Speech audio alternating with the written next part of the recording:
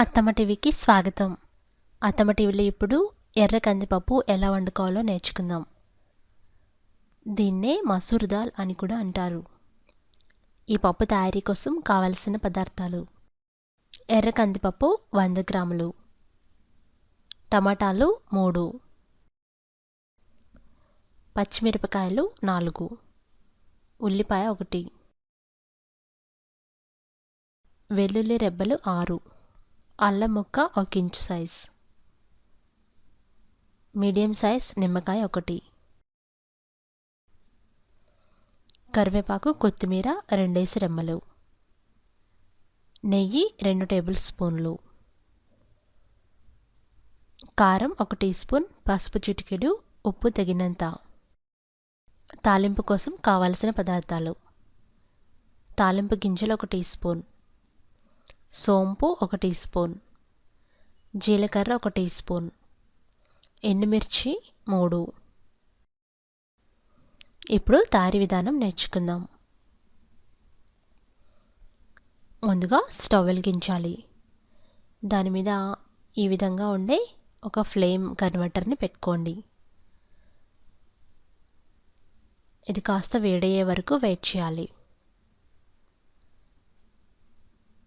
అప్పుడు మంట ఎర్రగా అవుతుంది. ఎర్రగా అయిన తర్వాత కట్ చేసుకున్న అల్లం ముక్కల్ని ఈ విధంగా ఎర్రటి మంట మీద పెట్టి కాల్చుకోవాలి. అలాగే వెల్లుల్లిపాయలను కూడా కాల్చుకోవాలి. దీనివల్ల పప్పుకి మంచి రుచి వస్తుంది.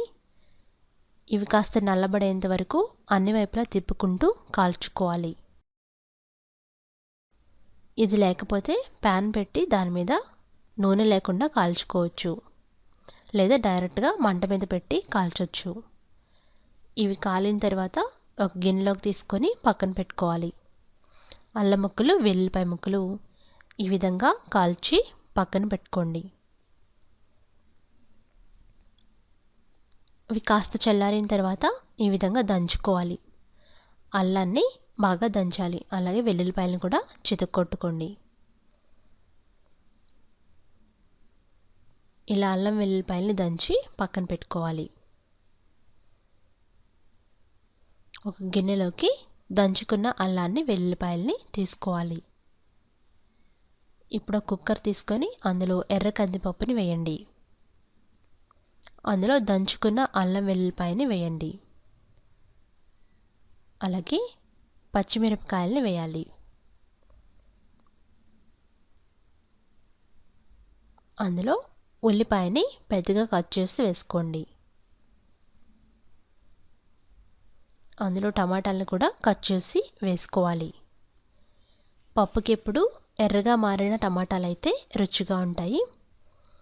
దానికి ఇవన్నీ వేసిన తర్వాత పప్పుకి 3 వంతుల వరకు నీళ్లు వేయాలి. అందులోనే కారం వేయండి. అలాగే కొద్దిగా పసుపు వేయాలి.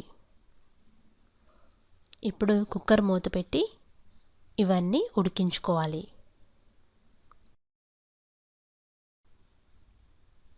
మళ్ళా స్టవ్ వెలిగించి కుక్కర్ని స్టవ్ మీద పెట్టి లో ఫ్లేమ్లో పెట్టి ఉడికించుకోవాలి. 3 విజిల్స్ వచ్చేంత వరకు ఉడికించాలి. ప్రెషర్ అంతా పోయేంత వరకు వెయిట్ చేసి కుక్కర్ ఓపెన్ చేస్తే పప్పు బాగా ఉడికి ఉంటుంది.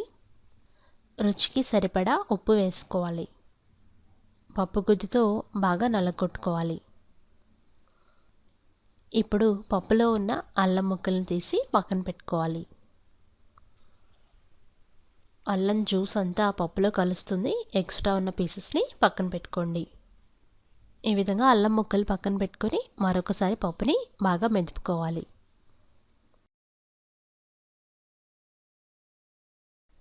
ఇప్పుడు తాలింపు పెట్టుకుందాం. మరలా స్టవ్ వెలిగించాలి. లో ఫ్లేమ్లో పెట్టుకోవాలి. దాని మీద ఒక చిన్న గిన్నె పెట్టండి.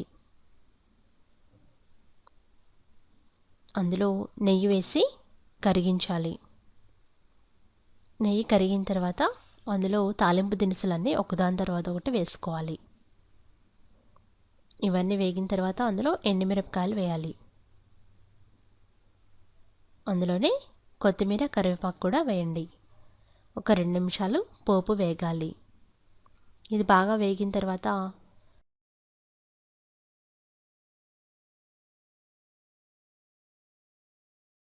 బాగా వేగిన ఈ పోపుని పప్పులో వేయాలి.